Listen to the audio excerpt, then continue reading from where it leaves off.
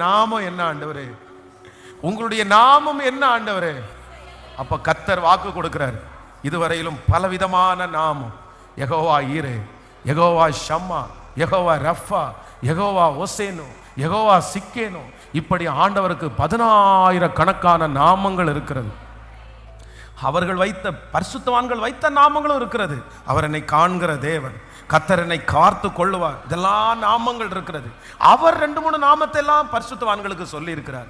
இப்போ இந்த இடத்துல இந்த 88வது நாள் உங்க நாமம் என்ன ஆண்டவரேன்னு நம்ம கேட்கும்போது அவர் நம்மளை பார்த்து என்ன சொல்றாருன்னா, நான் அதிசயமானவர், நான் அதிசயமானவர். இது உங்களுக்கு தேவை, இந்த ஜபத்தில் இருக்கிற நிறைய பேருக்கு தேவை. இன்னைக்கு கர்த்தர் இதுவரையிலும் புலப்படாத ஒரு நாமத்தினால் உங்களுக்கு புலப்படுகிறார். இதுவரைக்கும் உங்களுக்கு யெகோவா ஈரேயாய், யெகோவா ஷம்மாவாய், யெகோவா ரஃபாவாய், யெகோவா சிக்கேனுவாய், யெகோவா ஓசேனுவாய் இருந்த அந்த தேவன் இன்றைக்கு அதிசயமானவராய், அதிசயமானவராய். ஹல்லேலூயா.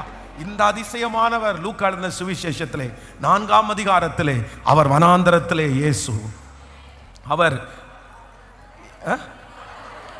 இயேசு கடைசில வீட்டிலே இயேசு. ஆமென். அப்படியே எழுமி நிற்கலாமா? எல்லாரும் எழுமி நிற்கலாமா? Thank you Jesus, thank you Holy Spirit. கர்த்தர் நல்லவர், கர்த்தர் நல்லவர், கர்த்தர் நல்லவர், கர்த்தர் நல்லவர், கர்த்தர் நல்லவர். 3 இடத்திலே அவர் அதிசயமானவராய் செயல்பட போறாரு. இன்னைக்கு பேசின அத்தனை வார்த்தையும் தீர்க்க தரிசனமான வார்த்தை.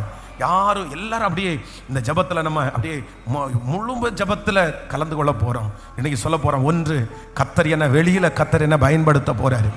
அதுதான் வனாந்தரத்தில் நான் ஊரில் ஜெயிக்க போகிறேன், தெரியாத இடத்துல கர்த்தர் என்ன ஜெயிக்க பண்ண போகிறாரு.